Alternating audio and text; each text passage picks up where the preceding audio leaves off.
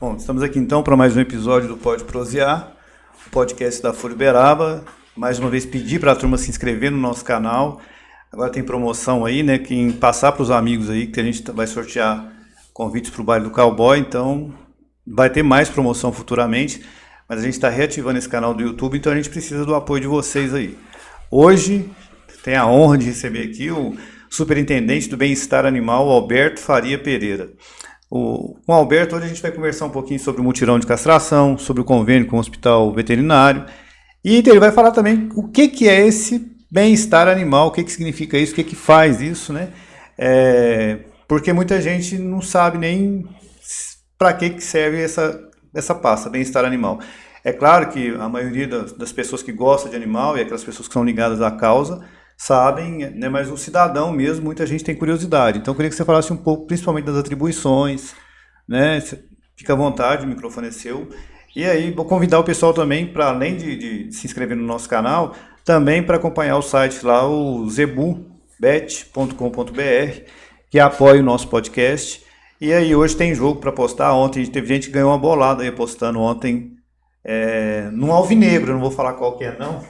Teve um outro alvinegro aí que perdeu e teve gente que ganhou uma grana boa. E hoje tem jogo para apostar também, então a turma pode aproveitar aí o zebubet.com.br e apostar lá. O negócio está dando sorte. Alberto, a palavra é sua. Agradeço, Moza, o espaço, né, mais uma vez. E para a gente falar um pouco, né, sobre, como você mencionou aí, né, sobre o bem-estar animal, sobre a superintendência, como funciona. A superintendência, as principais atribuições dela é a criação de política pública, né? Ela não tem uma ação efetiva na execução, como muita gente pensa que a gente tem estrutura para ir no local, recolher o animal, tem um abrigo próprio. Não. A política principal dela é construir políticas públicas no sentido de atender esses animais, né? Então, nesse sentido, né, é que nós começamos a trabalhar a questão principal, que é do controle populacional, que das castrações, né, como a gente já falou também no início. Dos mutirões de castração, o que nós podemos falar? Nós começamos com mutirões, né, no ano passado, em novembro.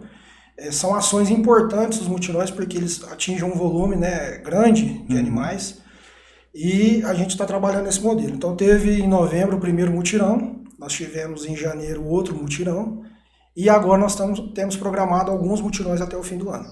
O próximo vai ocorrer agora, no mês de junho, a partir do dia 19 ao dia 23, no bairro de Ponte Alta, e depois ele desloca para cá e fica do dia 25 ao dia 10 de julho. Então aí, nessa ação agora, a gente pretende chegar ao número de 2.000 castrações. Nesses dois outros que nós tivemos, chegou um número de 3.000 castrações, quase 3.000 castrações.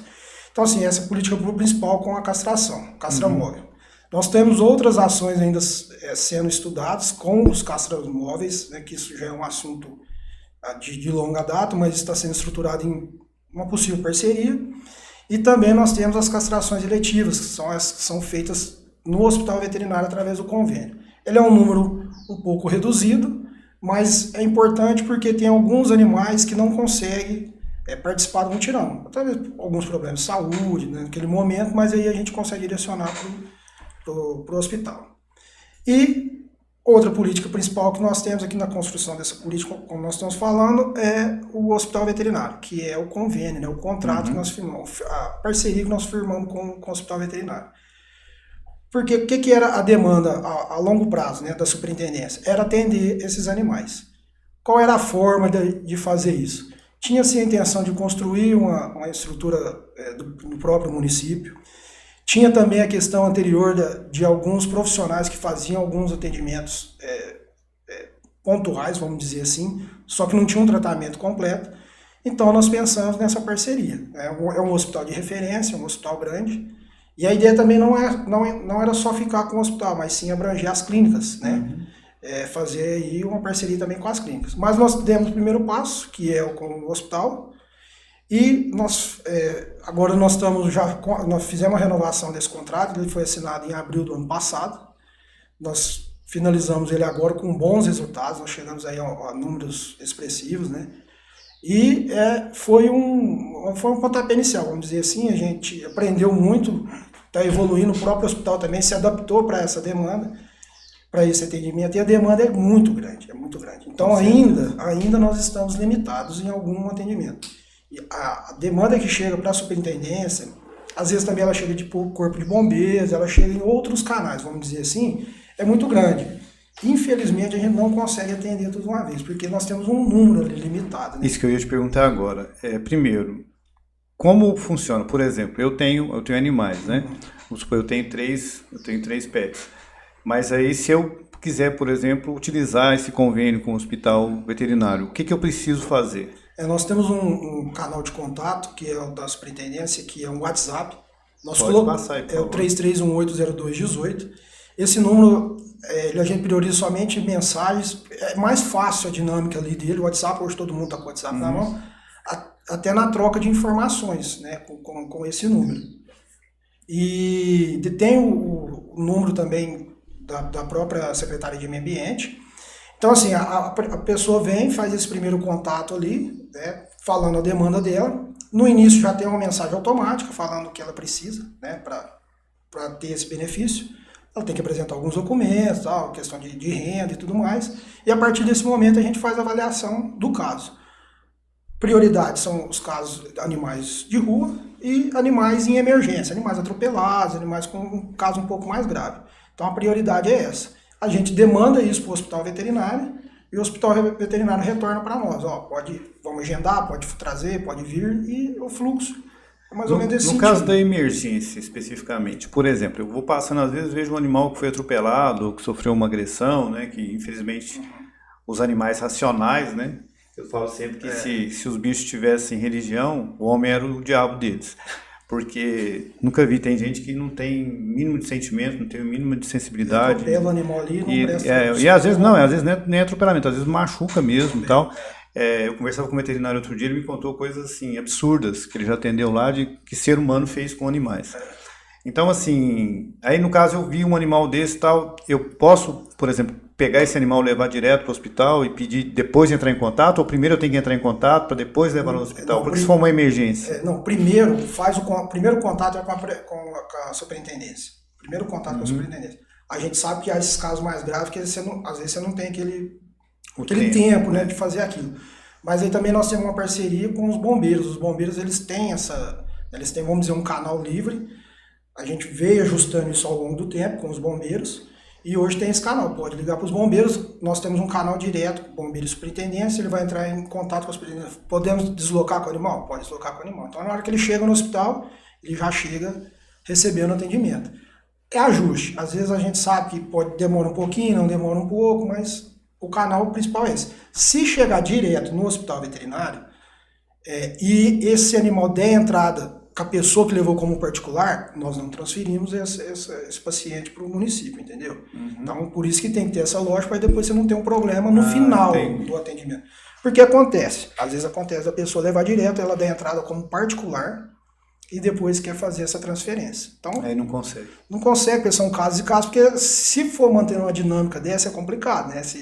Por isso a gente tem que ter um regramento, vamos dizer assim. E hoje, qual que é o limite hoje de um número de animais que podem ser atendidos pelo hospital veterinário por esse convênio hoje? Nós estipulamos aí, em média, de 300 animais por mês. Só que o que acontece? Há momentos, a gente pode falar que até sazonal aí, às vezes acontece um pouco mais no final de semana, os casos desses animais atropelados. Esses animais de trauma, eles ficam ficam um tempo maior dentro do hospital, porque eles ficam internados. Então, essa questão de disponibilidade desses 300, nem sempre ela segue isso, porque tem até o fluxo ali do hospital. Às vezes chega um momento e fala assim, não tem jeito de levar mais animal.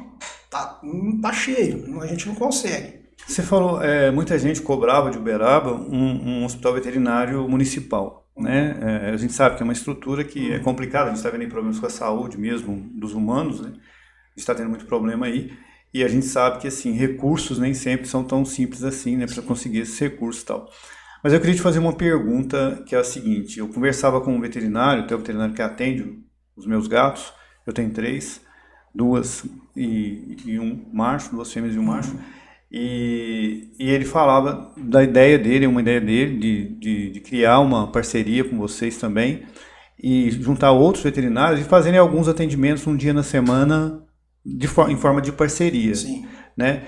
E você falou das clínicas. Isso já está sendo feito? Vocês já estão com isso encaminhado? Vocês já elaboraram um projeto? Tem um projeto elaborado para isso? Já tem contato com esses profissionais? Como que está essa situação? Sim, a gente primeiramente fez o contato com as clínicas, a gente foi em loco, né, eu, o secretário Edson, secretário de Meio Ambiente, nós fomos em loco nas principais clínicas, nas maiores, a gente catalogou todas da cidade e está visitando. E aí sim, para ter esse feedback do próprio profissional que está ali, porque tem uns que entendem que sim, consegue a parceria, que dá certo para ele, outros não se interessam, então a gente já está com esse projeto aí, com essa... Vamos dizer, com o diagnóstico quase pronto nesse sentido. E aí depois a gente tem que trabalhar a questão orçamentária, que é aquilo que você falou. O recurso é limitado, mas existe sim essa possibilidade de trabalhar com as clínicas e com esses profissionais. Inclusive, alguns deles, no momento da visita, eles até falam de trabalhos voluntários, que realmente querem ajudar a causa, né? Nos mutirões, a pessoa disponibilizar ir lá. Então, nós já fizemos esse contato, sim. A gente tem as cuidadoras, até a Denise vivia brigando com essa questão da sua pasta lá, né? Ela vivia brigando, falando que tiraram a estrutura lá, a estrutura não sei o que e tal. Mas eu queria que você falasse assim, o que mudou nessa estrutura a partir do governo da Elisa? O que foi feito na estrutura lá da Superintendência do Bem-Estar Animal? O que melhorou, piorou? O que mudou desde que a Elisa assumiu para cá? O que eu posso dizer, desde o momento que eu estou aqui, que me relatavam antes disso, né, é que a questão da estrutura, a evolução, foi realmente na construção dessa política pública mais efetiva. Uhum. Existia alguma coisa no passado? Sim, tinha alguma coisa naquele sentido, mas não era uma coisa concreta, que dava um segmento.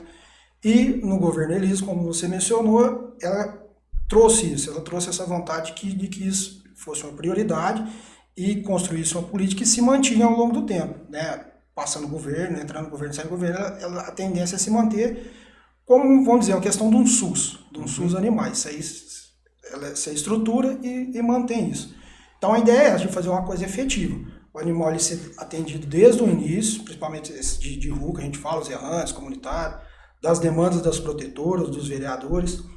Esse animal seja atendido do começo ao fim. Não só aquele atendimento inicial, vai lá e não tem jeito de fazer mais nada. Então, mas um tratamento, vamos dizer, digno, que ele vai do início ao fim, inclusive na questão de tratamento, de outras doenças. Então, acho que a principal evolução nesse contexto, nesse sentido, foi dessa maneira, de construir uma política sólida ao longo dos anos e para o futuro. E com a tendência de aumentar, porque aí nós tem a visibilidade disso, o município tendo essa visão de como funciona, mais forças são engajadas nisso, mais recursos são engajados nisso, e aí a gente consegue construir uma coisa sólida. Tá, deixa eu te perguntar, vocês têm hoje mapeado, é claro que é difícil saber assim, a população, né, um número real, mas pelo menos aproximado desses animais errantes, animais de rua em Uberaba hoje, e esse índice é maior entre os cães ou entre os felinos? Tem um estudo que eu sempre menciono, que é da própria universidade, né, da Uniub, que tem uma estimativa de 20 mil animais de rua.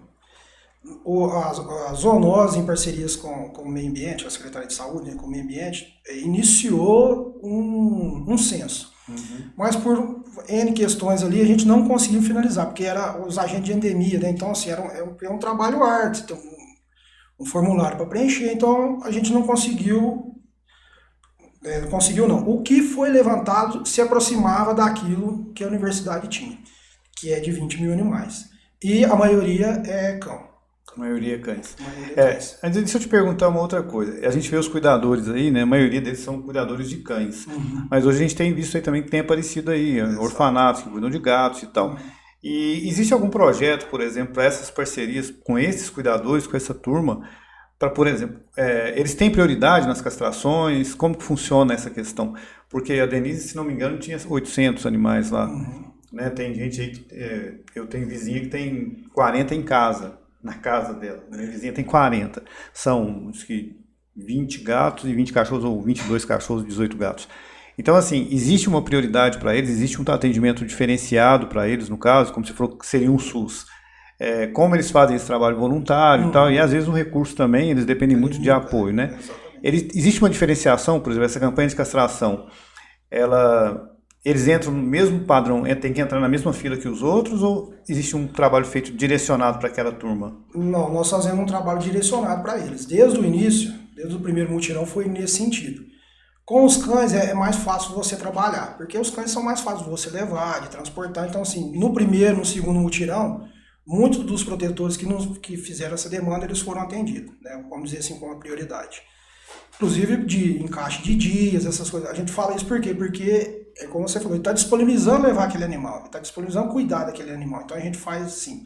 Agora os gatos é um pouco mais complicado. Também foi priorizado, né, o atendimento desses gatos comunitários, principalmente dessas colônias maiores.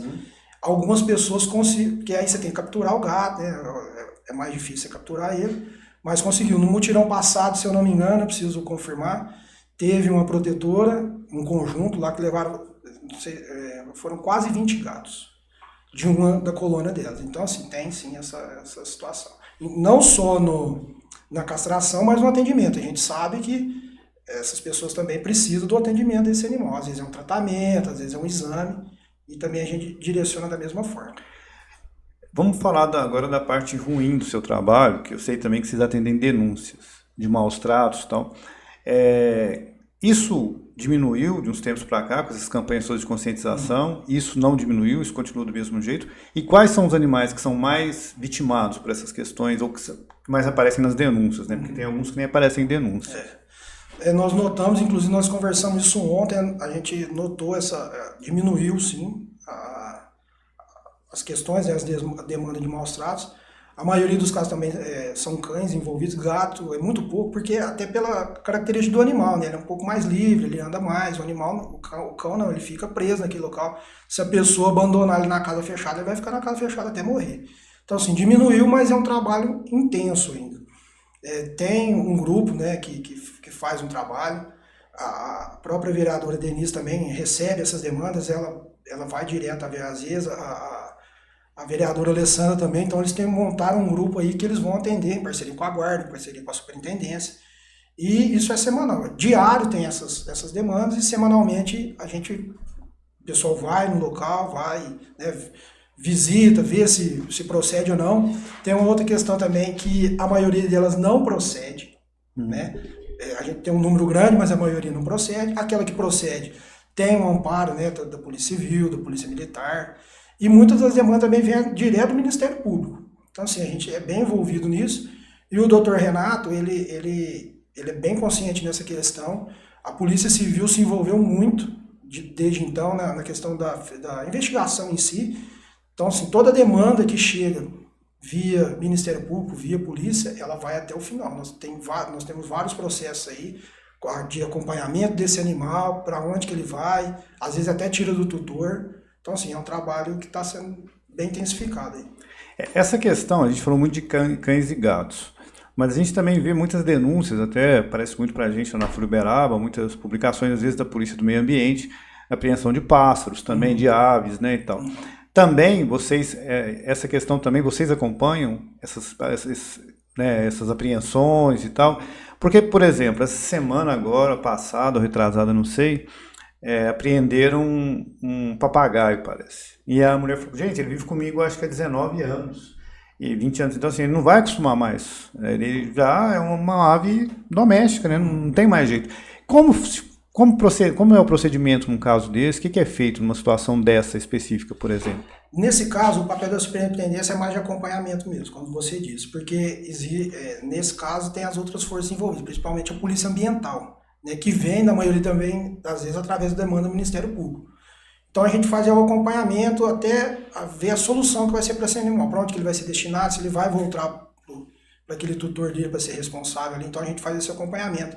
Inclusive, muitos desses animais, ele é atendido também no hospital, não pelo convênio, mas de uma parceria que já existe com o Hospital Veterinário e o próprio Ministério Público. Então tem a ala lá do Silvestre, e muitos desses animais ele vai direto para esse atendimento e depois para essa solução jurídica, vamos dizer. Uhum. E essa questão, a gente falou de animais silvestres agora, a gente está vendo aí um aumento também muito grande desses animais, às vezes alguns deles aparecendo, né, aí na cidade, nas residências e tal. E aí a Secretaria de Meio Ambiente também acompanha isso. Essa semana até os bombeiros aí capturaram os gambás, que estavam aqui no centro da cidade, bem dizer, E a gente vê assim porque tem muito loteamento aí que foi feito e, né, muita coisa, a cidade cresceu e em alguns lugares assim os bichos realmente perderam o lugar deles. E eles estão procurando comida, estão procurando, então às vezes vem.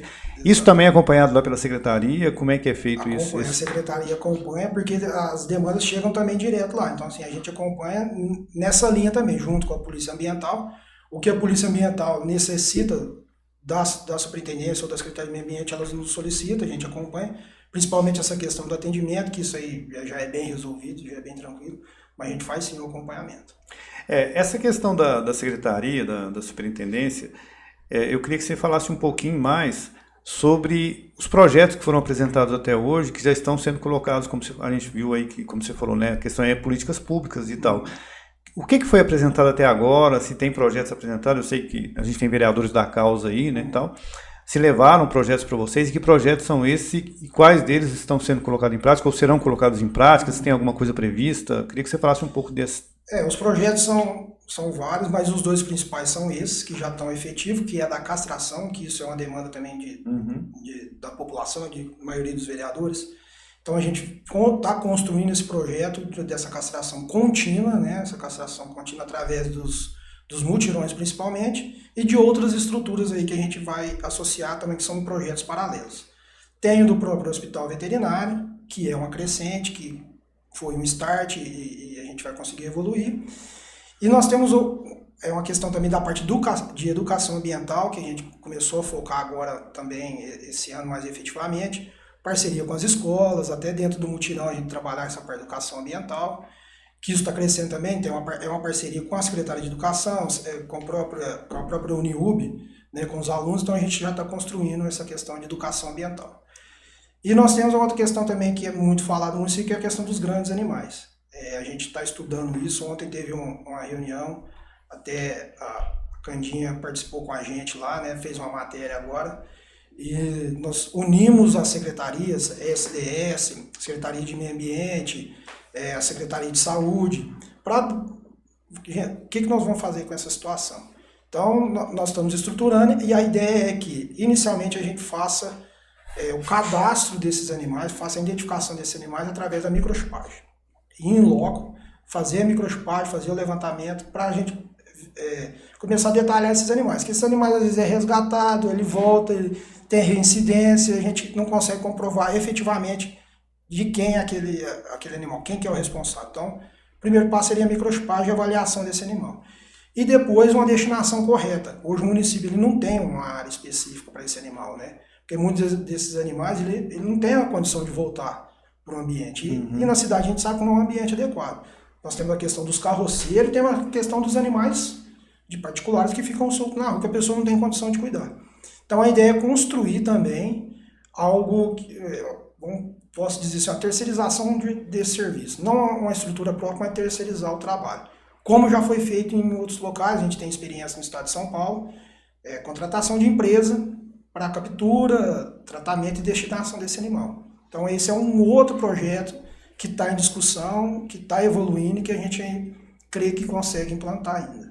Aquele projeto de acabar com a questão das carroças por tração animal, né? Eu sei que é uma briga antiga e também ela demanda também algumas questões aí, né? Porque no caso você tem que arrumar uma alternativa para o carroceiro, no caso.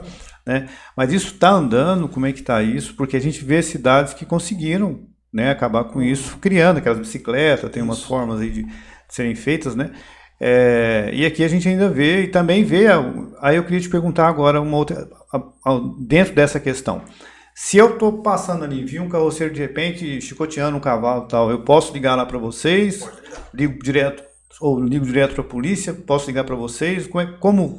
Queria que você deixasse isso bem claro para as pessoas também entenderem, porque a gente vê também esses casos ainda acontecerem e falasse um pouco qual que é se existe uma chance disso acabar aqui em Uberaba, da gente amanhã não ter mais essas carroças com tração animal aqui. Não, a tendência é essa, né? Não só aqui no município, mas em outros, como você mencionou, que já existe. Foi tratado isso também, especificamente na reunião, uma das pautas, que é o que nós vamos fazer com o pessoal da carroça. Nós temos que dar alternativa para eles e também não podemos chegar lá da primeira mão e já retirar aquele equipamento dele.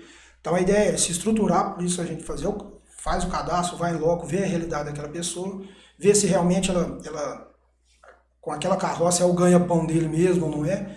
e para dar solução. Porque muitas dessas questões estão envolvidas a questão de saúde daquela família, questão de... Né, em si, daquela família. E a ideia, sim, é a gente fazer isso gradativamente. Construir uma legislação em modelo com as outras para chegar num denominador comum, vamos dizer, para não ser abrupta a situação. Então, foi discutido isso também. A gente vai pegar essa legislação, construir essa legislação, começar a implantar isso e ter um prazo para o final disso. A gente tem que ter um começo e um final e com uma solução em cima disso. A questão, se a pessoa vê maltratando, nesse caso dos cavalos e até dos pequenos animais, ela pode entrar em contato com a superintendência. Só que, às vezes, o canal mais efetivo, principalmente de grandes animais, é a polícia de meio ambiente. Por que eu digo isso? Porque é crime, né? Os maus tratos é crime, mas nesses casos a polícia consegue chegar mais fácil, né? Nesses animais, principalmente de grande porte. Pode ser por nós também, não tem problema, mas a gente fala desses dois canais. Se vê, polícia. Se a polícia não conseguir naquele momento, pode nos demandar para a superintendência. Vocês têm uma equipe de fiscais para ver essas questões, fiscalizar essas questões, por exemplo, de animais na cidade e tal? Existe uma equipe hoje de fiscais? Essa equipe tem quantas pessoas? Consegue atender a demanda? Hoje essa parte da fiscalização dos grandes animais, ela fica lá na SDS, que é com o Renê. O Renê já faz esse trabalho. São os fiscais de postura, né? Então essa questão aí é tratada especificamente por eles na questão da fiscalização. Aí eles fazem um contato com a prefeitura, com a superintendência, para ver se esse animal precisa de um atendimento, precisa de atendimento. Dependendo como esse animal é transportado para o horto, né, nesse momento agora, aí ele fica ali alguns dias até o dono vir, né, para tentar recuperar esse animal. Então, mas principalmente é pela postura, é SDS. Esses animais que a gente vê aí vira até piada, porque eu moro ali perto do Berabão, e aí, às vezes a gente vê umas vaquinhas passeando ali, né, cavalos passeando ali, e o pessoal tá indo lá no shopping, deve estar indo passear lá no shopping, né. Mas, assim, e aí, qual que é as penalidades que esses proprietários aí, no caso, podem sofrer? E no caso quando acontece essas denúncias, normalmente o pessoal publica vídeos e tal, chega lá para vocês com certeza, e aí então a postura vai, recolhe aqueles animais ali, e aí depois para a pessoa buscá-los de volta, ela vai ter que passar por Ela é notificada, ela recebe uma multa, né? Esse animal pode voltar? Pode voltar, só que ele tem que comprovar para onde que ele vai levar esse animal, né? Tem que pagar essa multa. Então, assim, a ideia de construir essa legislação é para realmente intensificar isso, né? Colocar os limites disso tudo. Já existe, né, no Código de Postura, mas evoluir. Porque senão fica um círculo vicioso, né? Aquele animal está lá, a pessoa consegue retirar aquele animal, até por conta, vamos dizer, de brechas na lei. Então, ele é punido sim, de alguma forma ele é punido. E a gente vai intensificar isso para ele ser punido ainda mais. A gente viu também alguns episódios aqui em Uberaba, até eu falo isso porque eu acompanhei um bem de perto, jiboia. Parecia uma jiboia numa residência ali no centrão de Uberaba mesmo. Os bombeiros foram lá, capturaram a jiboia. Passado um mês e pouquinho, menos que isso, uma jiboia na mesma casa, no mesmo lugar, tal. Aí tal, o bombeiro foi lá, buscou de novo. Aí passados uns dias, outra jiboia no mesmo lugar. Então, no fim, descobriu-se que eram estudantes que moravam ali numa república e as jiboias eles levavam para lá mesmo para, né, sei lá, cuidar, acabar com praga, com rato, alguma coisa assim. Mas é uma questão assim, não há na legislação nada que permita, acredito, né, essa criação. É animal silvestre, né? E aí, no caso, vocês também, no caso, uma denúncia dessa pode ser feita para vocês também, além da polícia, é claro, né? Normalmente o pessoal aciona bombeiro, por isso que os vizinhos veem e ficam apavorados, ali já chama o bombeiro na hora e tal. Mas a gente vê muito. Então o pessoal pode acionar vocês também se vê um vizinho. E quais, tirando animais silvestres, existe algum outro tipo de animal que não é permitido a criação em casa? Aqui no... A gente fala até dos animais, vamos continuar de médio e grande porte, os animais de médio e grande porte, cavalo. Tem gente que está com esses animais aí dentro de algum terreno, na cidade, do lado de sua casa, isso é proibido, a gente não pode ter esses animais. Alguns lugares tem vacas, tem bois lá, o pessoal cuidando, e a gente já se deparou também com criação de porcos dentro da casa. É complicado. Dentro de casa? Dentro de casa. A pessoa que estava lá com 3, 4 porcos. Não, sei que é normal nos Estados Unidos, é normal o pessoal agora, né? Ao invés de gato, cachorro, tem um porquinho. Mas... Não, ele estava como criação no fundo de casa mesmo, e tratando. E aí o vizinho que se vira, né? Aí foi até pelo cheiro, né? Foi o pedido para zoonose, tô com mau cheiro, você que chegou lá, tinha porcos lá. Uma dúvida que eu tenho, eu tenho até, e vou te perguntar se existe algum problema com isso ou não, porque eu sei que tem alguns bairros que não permitem. Eu tenho um amigo que mora ali na Vila Olímpica. Lá não é permitido, por exemplo, ter galinha. Não, galinha sim, não pode ter galo, porque o galo canta. Os caras incomodam com o canto do galo. Mas, paciência. Aí agora a galinha, a gente sabe que o Uberaba enfrentou um problema muito sério aí de escorpião, de pragas, essas pragas aí. E a gente sabe que uma galinha no quintal, muita gente, até ali na Vila Olímpica mesmo, eu vejo galinha da Angola. Algumas ali, o pessoal falou que estava aparecendo muito escorpião e colocou algumas ali para dar uma limpada, para dar uma melhorada. E realmente tem um resultado. Sim. E aí eu queria saber se existe algum problema de ter a galinha em casa. Se a pessoa ter a galinha em casa, tem problema? Não, no caso desses animais, até certo ponto não é problema ele ter em casa, porque não é um animal silvestre, ele não é proibido, vamos dizer assim. O que pode ocasionar, principalmente não falando no caso dos porcos, mas das galinhas, talvez também os galos, que com essa proibição, é a perturbação do sossego, vamos dizer assim. É o canto, né? Ou, muitas vezes, dependendo da condição que esse animal está dentro dessa casa, o cheiro. Que isso pode, né, se a pessoa não tem aquela assiduidade, se ela não limpa o local, e esse cheiro pode perturbar. Aí sim, a gente tem que fazer uma interferência. No caso, o que seria? Seria uma orientação. Você não pode deixar esse animal nessas condições, nessa casa, nessas condições, nesse sentido, mas não uma proibição efetiva. Os criadores, por exemplo, os cuidadores, né? A gente tem a Denise, tem a Alessandra, tem mais gente, tem mais um monte de gente aí.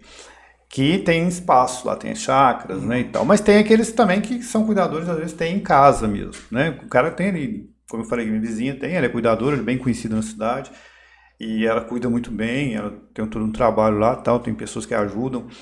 E existe uma regra para eles, para essa questão de ser dentro da cidade, tá numa região, por exemplo, igual ela tem 20 cachorros, né. Mas no caso dela lá, eu sei que tem muito cuidado, porque tem sempre alguém lá para tá dando manutenção, cuidando, os gatos tem o gatil e tal.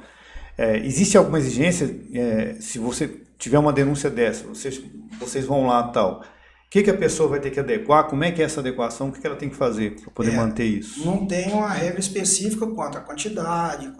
O que a gente nos depara sempre, que a gente vê, é a questão de maus tratos. O que seria o maus tratos? Que a gente classifica. Se o animal tem acesso à água, se o animal tem acesso à comida, se ele tá em condições de saúde, ele tem um atendimento adequado, o ambiente que ele está é propício para aquilo. Então, é caso a caso. Como você mencionou, essa protetora, se ela segue todas essas questões, faz o tratamento correto, a limpeza correta, ela não vai ter um problema quanto a isso. Ela pode ter um problema na questão da perturbação do sossego, animal latindo. Então, é variável. Nessa questão desses animais, na cidade a gente tem vários protetores. Quando você tem casa aí tem 20, 30, e surge realmente esse problema. E o que nós estamos fazendo nesse sentido? Muito desses casos a Polícia Ambiental nos acompanha. A Polícia Ambiental nos acompanha. E o que nós fazemos? Não tem jeito de você tirar esse animal de lá, vamos tirar se acha realmente nas condições precárias. Alguns a gente tira, outros a gente não tem como tirar. O que nós vamos fazer? Nós vamos orientar aquele tutor, aquele responsável, e vai seguir com ela, né? Vamos fazer visita esporádica, vai dar atendimento para esse animal, né? Até ela conseguir se adaptar. Se ela realmente não conseguir se adaptar no que foi passado, no que foi proposto para ela, aí sim a gente tem que tomar medidas. Mas existem muitos protetores nesse sentido. Outra questão que eu queria te perguntar é que o ex-deputado Franco Cartafina tem falado aí, tem usado as redes sociais muitas vezes para falar, e já conversei com ele pessoalmente, ele falou comigo também que ele deu, não sei se 1 ou 2 castramóveis para Uberaba e não sabia por que não demorou tanto para colocar em atividade e tal, segundo ele não precisava de tanta coisa assim. Como funciona isso? Vamos lá, um deputado conseguiu um castramóvel e tal. Quais são as adequações que são necessárias serem feitas para que esse castramóvel possa ser colocado e por que demora tanto? É o seguinte, esse equipamento, o castramóvel, muitos deles vêm faltando alguns equipamentos, vamos dizer. Dos que nós temos aí, o que está mais completo de equipamentos é o que via Ministério Público, é o menor que nós temos, que é esse que nós estamos trabalhando inicialmente para estender para os outros. A parte de equipamento dele está completa. Aí nós vemos a outra questão, a questão dos insumos, que isso também é fácil. Agora, a problemática de tudo isso, o profissional para atuar naquilo. A gente sabe que existe uma defasagem desses profissionais no município, não só no nosso. Inclusive, essa questão dos castramóveis não é um problema nosso, também está sendo um problema de alguns municípios conseguir implantar isso, porque você tem que abrir concurso público, um processo seletivo, é um veterinário, é um assistente. Depois de toda essa estrutura montada, você tem que montar um projeto, enviar para o CRMV liberar. Então, assim, a gente sabe da morosidade dos processos do município, a gente da administração pública em si. Então, é essa morosidade que atrapalha no findar disso. E, às vezes, ela se perde mesmo ao longo do caminho. Fala, isso aqui é um elefante branco, vamos deixar essa coisa de lado. Mas a gente não pode, já que nós temos essa estrutura, de alguma forma nós temos que aproveitar. Por isso que surgiu essa questão dos mutirões, dessas estruturas grandes, de carretas. O que esse pessoal faz? Eles têm a estrutura gigantesca, ele vem e participa de consórcio.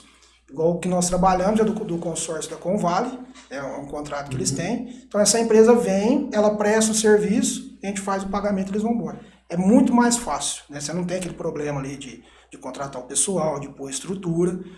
É muito mais fácil você fazer isso. Então, todos os municípios estão fazendo dessa forma agora. Mas nós não abandonamos isso, a gente sabe que está demorando, talvez pode demorar mais, mas a gente não está abandonando essa questão. Nós estamos correndo atrás para efetivar, inclusive em consulta com o Ministério Público, né, para nos ajudar nessa parceria, com o próprio CRMV, para a gente ver o caminho certo. E a ideia é que a gente comece com esse menor que já está pronto, e fazer os testes também. Ele vai ficar nos bairros, né? A gente vai ver como é que vai ser a demanda deles também, então, nos bairros rurais. Projeto de castração itinerante, sim, seria isso. Então esse projeto vai ser colocado em prática logo. Sim, a gente pretende que isso comece, né? A gente não esqueceu dessa questão, não.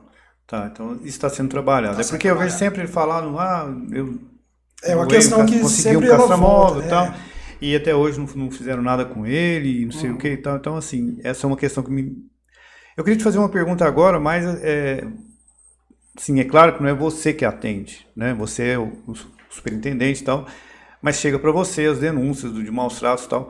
Queria que você contasse para os nossos espectadores aí, algum caso, assim, que te deixou realmente chocado dessas questões de maus tratos. Se teve algum que você falou, não é possível, isso aqui não... Porque eu sempre cito que eu gosto muito de filosofia, eu gosto muito de Nietzsche. E falo que um dos episódios que mais me comove na humanidade, em relação à humanidade, é o cavalo de Turim. Quando Nietzsche nunca mais trocou uma palavra com o ser humano depois que ele abraça o cavalo que estava sendo espancado. E eu acho assim, que eu tenho muito disso, assim, essa coisa com animais e tal. Como dizia a Rita ali, né, também, se eu gosto mais de gato que de gente... Com certeza. Mas não vem ao caso. Eu queria que você falasse assim, porque, como eu te falei, conversando com o veterinário outro dia, ele me contou que ele encontrou um gatinho lá, jogaram um gatinho lá na clínica dele, arrancaram os olhos. Sabe assim, sem, né, e jogaram lá depois. Ele cuidou, tal, hoje uma parente dele adotou o gato e está cuidando. Mas queria que você falasse, se teve algum caso assim que você teve conhecimento. Eu sei que não é você que vai lá atender em loco. Eu já fui em alguns com a Denise, fui em alguns até com outros vereadores que me chamaram também, com a Folha Uberaba, a gente foi lá ver casos absurdos assim. Mas eu queria que você falasse algum que te comoveu realmente, aquele que você falou assim, não, isso aqui não é possível, isso aqui o ser humano chegou ao seu extremo. Tem vários. Eu acompanhei já muitos, né? E tem um caso que eu acho que eu posso citar, que não é só a questão do animal, que eu acho que é a coisa que a gente tem que expor também, é a questão do próprio tutor, da própria pessoa daquela casa. A gente sabe dos casos extremos, dos casos realmente de violência que a pessoa maltrata o animal, ele faz porque ele é daquilo, da natureza dele, ou por algum outro motivo, que é uma aberração, isso aí a gente tem que acabar com isso mesmo. Só que a gente vê algumas questões de maus tratos que envolve ali uma questão de saúde, a questão da pessoa, é um acumulador, a pessoa não tem o que comer, Então um dia nós chegamos numa casa perto da rodovia aqui, eu não sei o bairro, mas antes da entrada do 2000 ali, onde tinha uma cooperativa que foi demolida ali, naquela região ali, tinha umas Coopervale, perto da Coopervale, ali tinha umas casas ali, e uma senhora, né, já era reincidente. Inclusive foi até um caso que a Denise tinha acompanhado, e tinha outro caso que a Alessandra tinha acompanhado. E nós foi eu e o pessoal das zoonoses. O pessoal das zoonoses acompanha quando vem essas demandas do Ministério Público. E nós chegamos lá, a prioridade era para retirar o animal. É para retirar o animal. Só que a gente se deparou com a situação que falou, não vamos ter jeito de ir embora disso aqui. A mulher cozinhando no chão. A casa, assim, o piso cheio de fezes de animais, tinha cachorro, tinha gato, tinha galinha. E a mulher estava numa situação que ela não tinha jeito. Eu falei, nós vamos ter que ajudar ela primeiro. Nós temos que ajudar todo mundo em conjunto. E aquele dia, para mim, eu também desisti um pouco, vamos dizer assim, do ser humano, né? Mas é um caso patológico. É um caso patológico, mas que também envolvia ali dentro um filho que era usuário de droga e que também maltratava a mãe. Então eu falei, é muito difícil. É complexo isso. Essas casinhas que a gente está vendo aí em muitos lugares, né? Agora, principalmente agora que a gente está vendo esse friozinho, que a Candinha está ali com o blusona ali, né? Deu uma esfriadinha e tal, e a gente sabe tanto que esses animais sofrem, esses animais de rua, esses animais aí a gente vê, tem hora que se parte o coração. Como funciona esse projeto? Vocês estão envolvidos nesse projeto? Até que ponto? Como é que isso está sendo ampliado? Isso já parou? Como que está isso? Projeto dessas casinhas nas praças e tal. Sim. Igual, parece até que na praça, lá na Magalhães Pinto, na praça do quartel, parece que até aumentaram lá, fizeram mais algumas lá esses dias, né? A gente tem acompanhado isso, né? E fazendo pontualmente nos lugares que a gente vê que tem mais movimento. Lá na praça do quartel, realmente, ela foi ampliada. Eram caixas de madeiras na época, inclusive nós tivemos alguns problemas depois nessa transição, que nós fizemos essa casinha de alvenaria, muitos andarilhos ali, as pessoas que dormiam na praça estavam dormindo na casinha do cachorro. Então foi um processo isso, aumentou, em alguns outros setores também a gente está fazendo, e deu certo, a gente viu que é benéfico, né, principalmente agora nesse período de frio. Muitos das protetoras ali ajuda, coloca ali um cobertor ali na casinha, coloca ração, coloca água, mas está sendo assim, está sendo de grande valia. A gente está fazendo isso gradativamente, por quê, moça? Isso é um problema também, porque a gente não pode fazer várias casinhas em um local só, porque tem a questão da mobilidade naquele local, aquilo lá não pode ser... senão ele vira também um local de despejo desses animais, vê que tem casinha, vê que tem água, todo mundo vai começar a deixar esses animais lá. Então a gente está fazendo gradativamente, conforme chega a demanda, né, para não ter esse boom aí. Inclusive a gente fala também nessa questão das casinhas de colocar ração. A gente sabe que isso é importante. Quem faz isso, os protetores, eles ajudam os animais, nos ajudam nessa questão de colocar a comida ali, colocar água. Só que isso também tem que ser controlado, isso também tem que ser feito de uma forma, porque isso pode virar um problema. Aquela comida deixada ali, se atrai rato, se atrai pomba, água parada, se atrai dengue. Então, assim, gradativamente. É uma educação. Nós temos que educar, nós mesmos nós temos que nos educar nesse sentido. Não é porque tem uma casinha lá que a gente vai continuar fazendo mais casinha, vai colocar comida e vai resolver o problema. Não. A gente tem que ter um meio termo nesse sentido, né?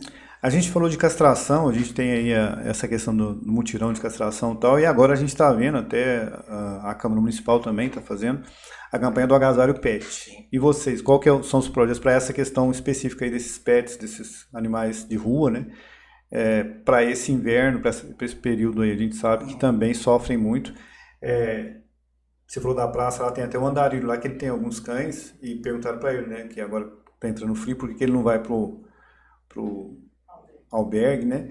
E ele falou que não, porque ela não aceitam os cães dele. Então, assim, o que vai estar sendo elaborado para esse período agora aí desse mais frio e tal, para esses animais também? Já foi discutido isso algumas vezes, principalmente nessa questão que você mencionou agora, dessa pessoa em situação de rua, que tem um animal e não quer deixar o animal. Nesse período, nós levarmos esse animal para algum local, para algum abrigo. Já foi discutido com a Alessandra, já foi discutido com a Denise. É um pouco complicado, mas não é impossível. E a ideia é que, nesse período agora, a gente consiga fazer. Porque não são muitos desses casos, dessa pessoa em condição de rua que tem, vamos dizer, muitos animais. Muitos deles até eles vão e deixam o animal ali.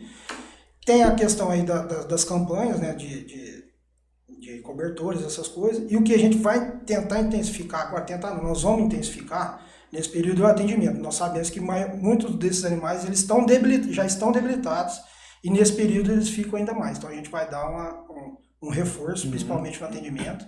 A gente vai ficar monitorando aí com com as vereadoras e com os protetores, para dar esse respaldo também para aquele animal de rua, para aquela pessoa que está ali com aquele animal. A gente está com o tempo quase, mas eu quero te perguntar mais uma coisa, agora sobre fiscalização mesmo. Tanto as vereadoras quanto as cuidadoras, tal, eles têm muitos animais. E a gente sabe que se colocar um monte de cachorro junto, vai ter briga uma hora, vai ter algum problema ali. Eu tenho 3 gatos e tem briga. Então, assim, são só 3 e às vezes dá problema lá. E assim, então, isso também há um acompanhamento da situação dessas ONGs, né? Isso também vocês acompanham para saber, realmente lá a coisa... Porque a gente vê muita gente criticar. Apesar de criticar é a coisa mais fácil do mundo. E o ano que vem vai aparecer um monte de gente recolhendo cachorro na rua. Também tem cachorro, eu estou recolhendo cachorro também, porque na eleição passada aconteceu isso, né? Essa Denise não faz nada, a única coisa que ela faz é recolher cachorro, aquela também, agora estou recolhi 4. Passou a eleição, tu vai lá ver se os cachorros estão lá. Ninguém sabe para onde foi.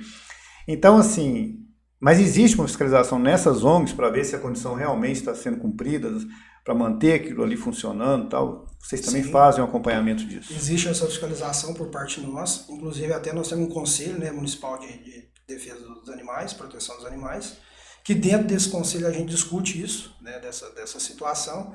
Nós temos o repasse, né, que é feito também para essas ONGs, e dentro desse repasse nós temos aí essa obrigatoriedade do acompanhamento da fiscalização, que já foi feito isso, a gente já fez contagem, recontagem, acompanha. Tem o acompanhamento do próprio Ministério Público, né, que também tem as demandas do Ministério Público. A gente sabe dessas questões, então, assim, elas estão se adaptando, né? É uma adaptação constante, porque conforme você vai recebendo, você tem que mudar aquela dinâmica. Alguns animais conseguem ficar com outros não. Então, assim, a gente acompanha e é um trabalho bem feito, está sendo bem feito, assim, no geral. E quando acontece, por exemplo, aconteceu há pouco tempo, um cão, se não me engano, da raça Pitbull, que era muito violento e tal, e estava num lugar até chamado, pedido, amarraram o cachorro lá numa grade lá e largaram ele lá, porque parece que ele não conseguia conviver com outros, ele, né, tinha matado os cães. E aí, até uma das cuidadoras, não lembro qual delas que foi lá, tal, falou, eu não tenho condição de levar ele lá para minha ONG e tal, porque realmente ele não consegue conviver.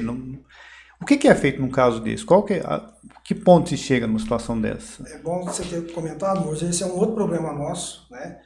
Que está sendo discutido também um projeto. Nós tivemos na Coordenadoria Estadual de Meio Ambiente, lá em BH, tratando desse assunto para ver os modelos de animais bravios.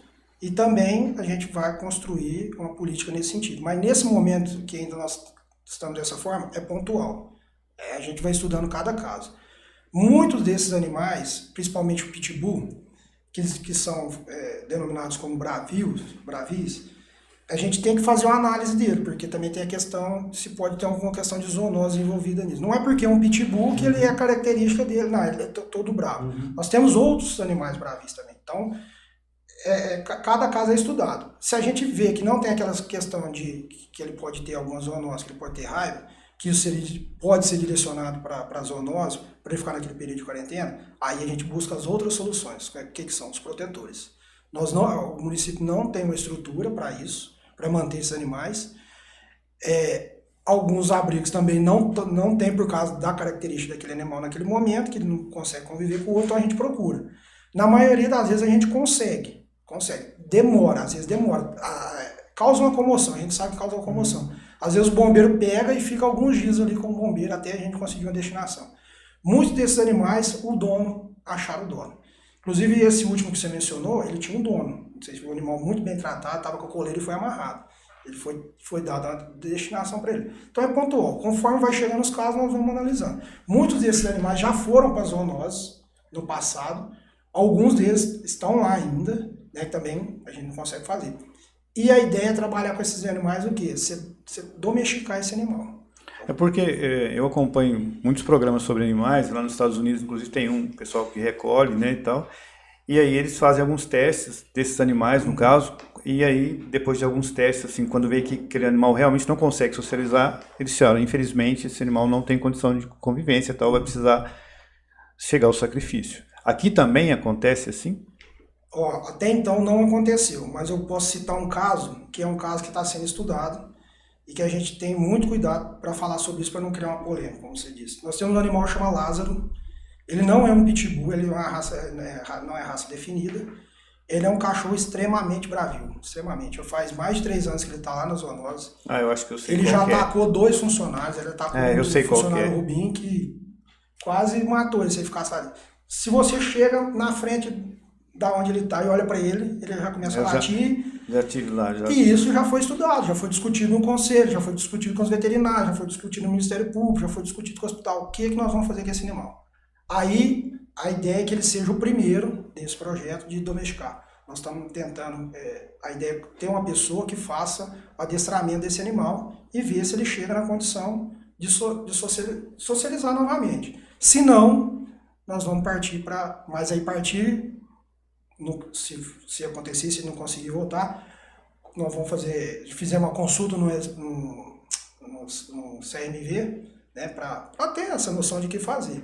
Se precisar chegar nessa questão de eutanásia, a gente tem que fazer, mas se não, porque o que pode acontecer? Hoje vocês não contam com nenhum adestrador lá? Hoje não. Hoje nós não temos no município um adestrador específico para isso. Nós temos um adestrador da guarda, né, que acompanha os animais, que às vezes nos auxilia, mas a ideia é que o projeto seja específico. Nós temos uma pessoa para isso. O Estado já está fazendo isso, inclusive com essa pessoa, e essa pessoa vai vir para cá. A ideia desse projeto é ele vir para cá. A gente está definido ainda se vai ser agora ou no segundo período. Ele vai treinar, capacitar algumas pessoas aqui, até pessoas da zoonose, pessoas do hospital veterinário, para ver quem se adapta a fazer esse tipo de serviço, né? E colocar isso em prática. Mas, por exemplo, não haveria possibilidade, a gente tem vários adestradores na cidade, de um deles, por exemplo, ser contratado, alguma coisa assim nesse sentido?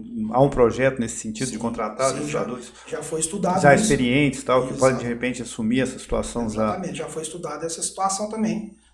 Na hora que isso estiver findado, alguém daqui que já faz trabalho, que a gente conhece alguns, acho que tem 2 ou 3 pessoas aqui que fazem esse trabalho, né? E ter essa ajuda também, né, do Ministério Público, do Estado, e vir e capacitar ainda mais essas pessoas, auxiliares, né? Talvez uma pessoa só não consiga fazer toda a demanda, mas sim criar uma estrutura que a gente consiga... Para encerrar, antes das suas palavras finais, eu queria te perguntar uma coisa. Ficamos sem representantes, né? Ficamos sem deputados e tal. Mas a gente conhece trabalho de alguns deputados aí que são muito ligados à causa animal. E alguns deles ligados a vereadores aqui, que é o caso da Denise, principalmente. Tem deputado que ela até na época trabalhou porque ele era da causa animal e tal. E aí eu pergunto, perdeu muito com essa questão da representatividade hoje? Você já faz uma leitura de uma perda muito grande em relação às expectativas para a causa, na questão de não ter um representante hoje? Moço, é difícil mencionar isso nesse momento, porque quando se fala de causa animal, nós temos um movimento muito grande nos estados, né, no Brasil inteiro, nos municípios. Então, assim, quando sai uma representatividade dessa, nesse segmento, logo outra ela vem, né, naquele momento, porque ela viu um nicho ali. Então, assim, é difícil falar se nós vamos ter um prejuízo ou não nisso. Eu creio que não. Eu creio que não, porque esses próprios deputados que nos ajudaram lá no passado, de alguma forma eles podem nos ajudar ainda, né? E com os novos que estão vindo aí. Então acho que a gente vai ter que esperar isso, né, ao decorrer do tempo, como que vai ser. Nós tivemos alguns deputados que já demandaram para nós aqui, que a gente não conseguiu efetivar. Então tem todas essas coisas, nós temos que trabalhar pontualmente. Eu queria deixar o espaço agora, né, mais uma vez agradecer aí o pessoal do zebubet.com.br, né, que apoia a gente aqui, e deixar agora, o espaço é seu, para você deixar aí o recado, deixar o convite para as pessoas também que querem se inscrever para cuidar dos seus animais lá nesse convênio, e também no mutirão, dar a data mais uma vez, telefones para contar, fica à vontade, o espaço é seu. Mozer, eu agradeço mais uma vez, muito obrigado aqui pelo espaço. Eu acho que o espaço é muito importante, esse diálogo, a gente mostrar para a população o que está sendo feito.